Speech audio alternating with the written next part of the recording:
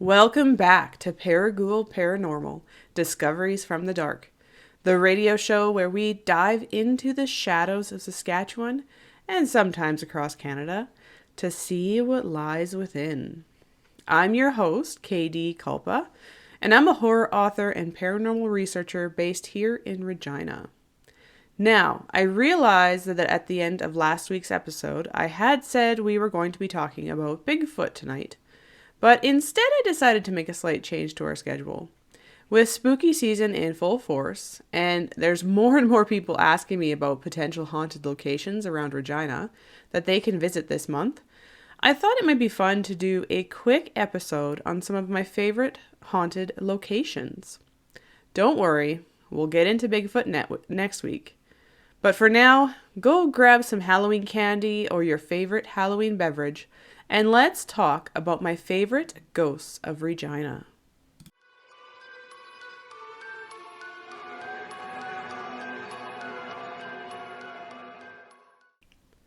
Alright, now if you've been following me for a while, especially if you have been following me in the past year, you'll likely know that I created a ghost guide for Regina. So this was a free guide that was made available on my website, kdkulpa.com, and I call it the YQR Haunts Guide to the Ghosts of Regina. In it, I feature some of my favorite haunted buildings, talk about some of my favorite ghosts, and I also dive into some of the creepy theories and, speculations that have been made about some of the things in Regina. Now, of course, if you want to read the full guide for yourself, as I won't be able to cover it all in this one episode, we don't have enough time, but you can just jump on over to my website and download a copy for yourself. If you're looking for something to do this Halloween, or some ghosts to go searching for, then you can consider some of these locations. Although not all of them allow paranormal tours, so kind of warning you now, because some of them are businesses, you can still at least walk or drive by the buildings to kind of get a glimpse into their history. Okay, now let's kind of dive into some of my favorites. So the first one I feel like we really need to start with is that of one of the more famous tragedies in Regina's history. Although now maybe not the biggest tragedy, this particular day was a terrifying one for those that were living here at the time. And the date was June 30th, 1912. I'm not entirely sure why they refer to it as a cyclone, but what actually touched down that fateful day was an F4 tornado. Now, if you don't know, about the scale that they rate tornadoes on, an F4 tornado is considered a devastating tornado with winds up to 207 to 260 miles per hour. These tornadoes lead to devastating damage, hence the name, and is the second most violent tornado. An F5 would be the more violent one. Now, the tornado that actually hit Regina in 1912 is still considered one of the deadliest tornadoes in Canadian history, which is likely why it gets so much publicity over, other tragedies that have happened. Now, the tornado is said to have touched down kind of south of the city at first, and within 10 minutes it had traveled through. So this all started 10 minutes before 5 p.m. on that night, and the tornado first passed by the then brand new legislative building, which thankfully got away with, no damage other than, I guess, the examination papers from the schools were in the building and they all got destroyed or taken out. So the schools had to do something about that, but otherwise the building was undamaged. And then the tornado continued up, going past, Wascana Lake and continuing north. One of the buildings that wasn't so lucky in the tornado's path was actually right on Wascana Lake. So back in 1912, the first Regina Boat Clubhouse was, right on the edge, and it was one of the few places that people tried to run for cover from when the tornado hit. Unfortunately for those that did use it, the building was, picked up and destroyed, and it left several injured, and one actually, Vincent H. Smith, was fatally carried away from the boathouse by the tornado, and his body was later found. From what I can tell in the accounts of that day, he was the first of 28 to fall victim to this short period of time that the tornado swept through Regina. Now, after leaving the Wascana Lake area, the tornado continued to rip up buildings and streets as it went up Smith and Lawrence streets, leaving destruction in its wake. Many of the houses and buildings were destroyed or damaged.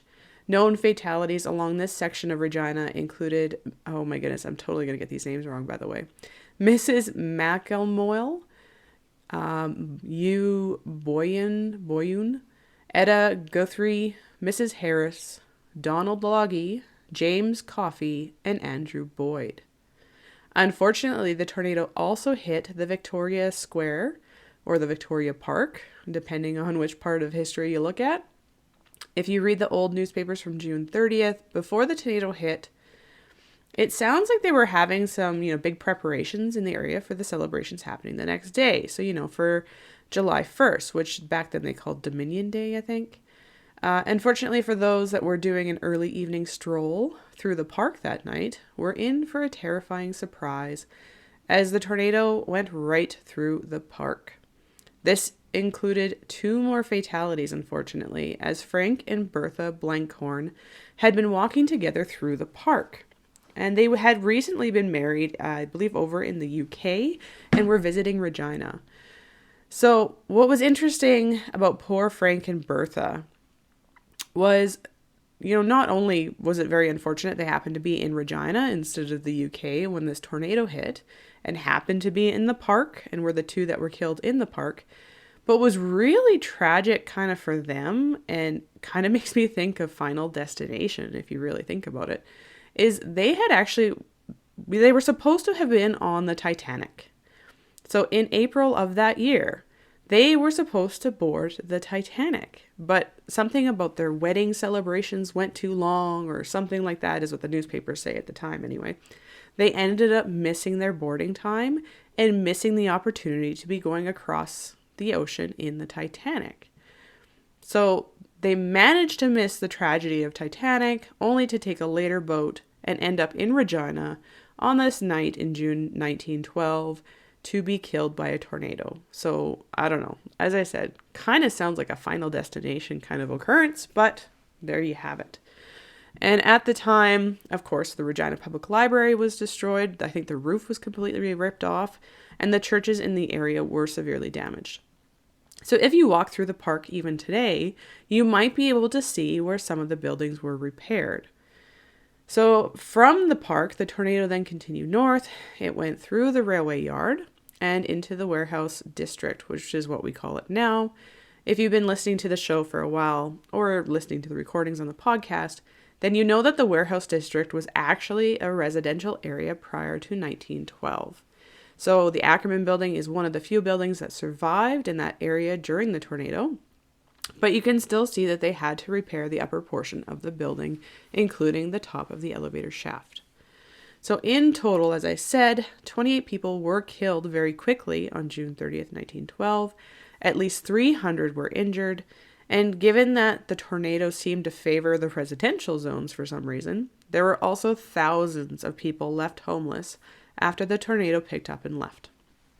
Apparently that evening, only 10 or so minutes after the tornado had originally touched down here in Regina, the Winnipeg Telegraph Office actually received a message that simply said, "Cyclone hits Regina, city in ruins." It was estimated that the city had $5 million in damage, and that was back in 1912. Like, that's a massive amount of money. Somehow, the city, beyond, where the tornado passed, which was estimated to be roughly 3 blocks wide and 9 blocks in length, like, the rest of the city was mostly untouched. Like, you wouldn't have known that a tornado passed through unless you went to downtown. So just imagine what that must have looked like. If you were living in the outskirts of Regina, came downtown, and there's this massive path wiped out. Like, yikes, that would have been terrifying. Very quickly, thankfully, though, doctors, nurses, and help started coming in for, to help Regina. And some came from Winnipeg, Moose Jaw. And even that the then unknown Boris Karloff started to help clear rubble and search for the missing. So, there you have it. If you believe that ghosts begin due to tragic events that happen quickly, then the Regina cyclone would be one of those for sure. Although I haven't actually heard a lot about ghosts in like Victoria Square, so I'm not sure we have many that actually stuck around after the tornado. But let me know if you know of any. We already know that the ghost at Bushwhacker Brew Pub was not from the cyclone. You know, if you recall from the previous episode, the Bushwhacker Brew Pub was built over the site where a previous Chinese laundromat had been, and it had been destroyed in the tornado. But we don't know where there might be some other ghosts. Of course, when you talk about the Regina cyclone, it seems only natural to next mention the cemetery. So, given that 28 people were killed that day in 1912, there would have had to be many funerals following, obviously. They would have likely all gone to the Regina Cemetery, as that was the cemetery for the city at that time. So, let's talk about that. The Regina Cemetery, which is right downtown off of Broad Street and 4th Avenue, had its first grave dating back to 1882. The cemetery wasn't actually even an incorporated cemetery at that point. That didn't come until 1883, but that first grave belonged to a 2-year-old named David. Now, the cemetery is approximately 43 acres with nearly 30,000 plots and is one of the oldest cemeteries in Saskatchewan. Honestly, the walk through the cemetery makes you feel like you've left Regina. Originally, it would have been on the outskirts to the north of Regina, but it was quickly enveloped by the growing city. However, due to its size, you do feel alone once you enter it. You know, it has lots of those trees, and you're in this big, wide 40-acre area. So you do feel like you've left Regina, even though you're sitting right in the center of it. So there are various sections to the cemetery that indicate the different kind of tragedies or different periods or different, people, groups of people that have immigrated to Canada as our city has grown. And as mentioned above, you will find many of the fatalities from the 1912 tornado. However, that wouldn't be the biggest mass addition of graves to the cemetery in its history. That would actually come from the Spanish flu, which hit Regina in 1918 and would end up killing 330 people in the city in a very short period of time. So this, of course, led to difficulty in holding proper funerals and digging proper graves for everyone that passed during that time, because just imagine that, 330 people. Although a gravestone marking to the area wasn't added until very recently, there was a big section of the cemetery known as the Potter's Field, where many were buried during this tragic time. Supposedly, this area would be saved for those that were either too poor for a funeral service, those that didn't have family or, someone to speak for them in the area, or those that didn't have a church affiliation and that were, passed during the Spanish flu area. Recently, like I said, a gravestone has been added to mark the area so that part of Regina's history and those people that unfortunately, fell during that tragedy can be remembered. So you can see that now today. Near the center of the graveyard is also a large circle of gravestones. It's hard to miss if you walk in the front gates or the south gates. This section is dedicated to Canadian soldiers and is known as the Soldiers' Cemetery. So the south entrance to the section is marked by 2 field guns, which are said to have come from Germany after being captured in France in 1918. The cross of sacrifice stands in the center of this section of the cemetery, and actually, I believe they still hold Remembrance Day celebrations or ceremonies in this section of the cemetery if you're ever interested in attending one of those. Now, there are many other sections in the cemetery. As I said, there's a Jewish section as well as a Chinese section, which are marked by, different headstones or different fencing. You can even find the headstone for Chun Li, which we talked about in a previous episode on the government house. So he is the suspected ghost of the government house, known as Howie, as well as you can find James Strathdee's headstone, which is the suspected ghost of the Bushwhacker Brew Pub. Now, there's only one mausoleum in the cemetery, which belongs to the Dark family. So it was first built by Francis Dark, who is another suspected ghost of Regina, actually. I could likely do an entire episode just on Francis and his family, so maybe that will come in the future. But kind of on the topic of the mausoleum, I thought I would share an odd occurrence from its past. Not necessarily ghost occurrence, but still odd. Vandalism has always been, a problem for the Regina Cemetery. Since it's in the middle of the city, people have been prone to walk through it at all times of night and day. And unfortunately, the dark mausoleum, being the only mausoleum in the cemetery, tends to be the primary target. Or at least it used to be. I don't know if that's still the case or not. Because now it is heavily locked to prevent break-ins, but back in the 1980s, that wasn't always the case. So although the mausoleum had been broken into a few times before even this case in the 1980s, I couldn't find any indication of, things actually being missing. But that's until you read a newspaper article from November 14th in 1988. It starts out by saying, "Vandals return inscribed box to dark tomb." Vandalism at the Regina Cemetery took a bizarre twist Friday with the discovery of a small inscribed metal box, a knife, and bones at the doorway to the dark family mausoleum. Apparently, the padlock on the mausoleum had only just been replaced 3 days before, or so it says in the newspaper article anyway, but it was found broken again. And inside, the small box had an inscription of Dark Clarence Thomas, 1899 to 1966. And this box had been left inside above the coffin of Clarence Thomas. A year later, the culprit that was suspected to have dropped off this strange box had actually been arrested and was in court. Well, I guess it wasn't even quite a year later because it was April. Although I can never find a reason why the box and bones are left or why they were even taken to begin with.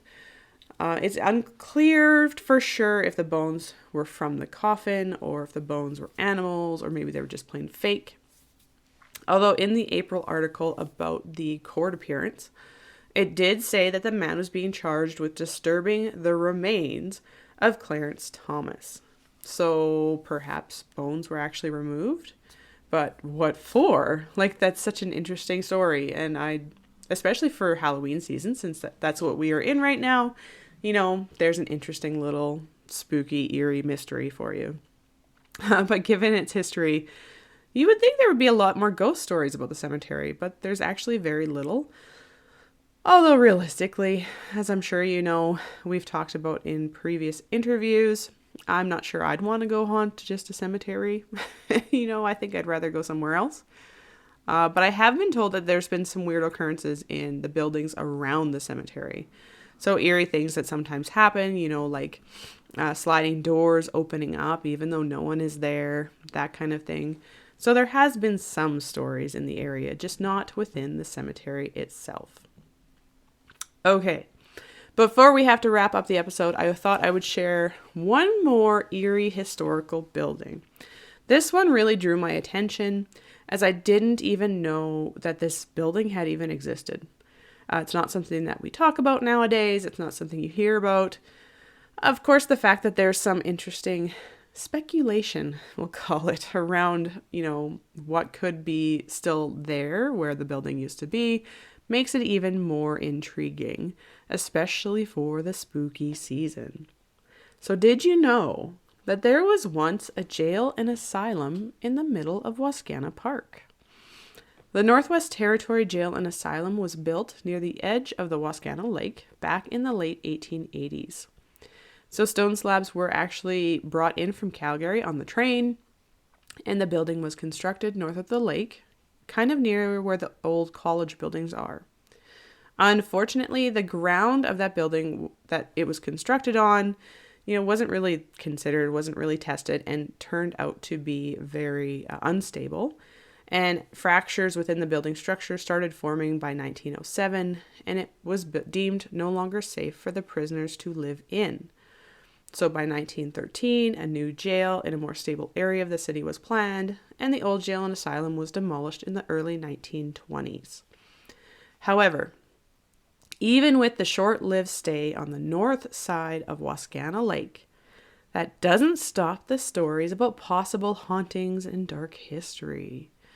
So, one article in the Leader on May 10th, 1894 talks of the execution by hanging at the Regina jail, which this would have been the one near Wascana Lake, of Antonio Luciano. Although he was claiming innocence throughout his entire trial and right up to his execution, actually, he was thought to be involved in the Grenfell murder case from June the previous year. If you haven't heard about the Grenfell murder case, I believe it had to do with an Italian that was found murdered, and his body was left under some railway ties, and they suspected, because Antonio had been found with or seen with him earlier that day, they assumed Antonio was part of the murder. Another hanging at the Regina jail location was described in the Leader on January 17th, 1901. And on that Thursday morning, John Morrison, who was known as the Moosomin murderer, was hung for his crimes that occurred on June 9th in 1900, early in the morning on a farm near Moosomin. I believe he was suspected of killing 5 people on that farm. So yeah, that was a much bigger crime investigation in that time. So there's speculation that there was even one more hanging, but I couldn't find it in the newspaper in time for this episode, so I'm not sure. But the speculation going beyond that is that we don't know where these bodies were buried. So it's one person wonders if they were actually buried in unmarked graves near the jail, meaning that they could possibly still be buried in Wascana Park to this day. Now, I haven't been able to find any proof of this particular claim, but the fact that hangings did take place in the area does give it a kind of a spooky vibe. I don't know. What do you think?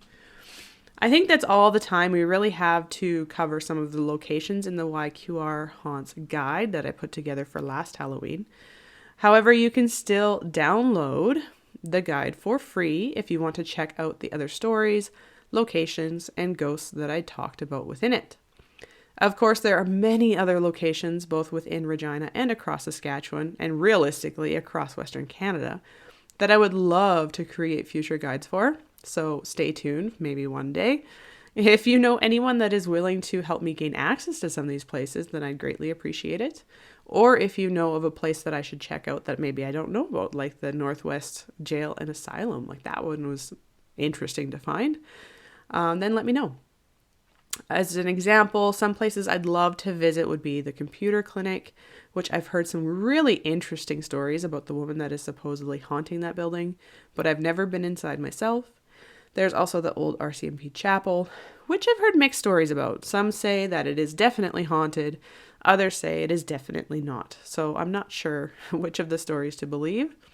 And Hotel Saskatchewan, of course, would be an interesting place to investigate and dig into some more, as it was actually built on the old site of Francis Dark's house prior to the tornado. See, I told you, Francis Dark, he could be a whole episode.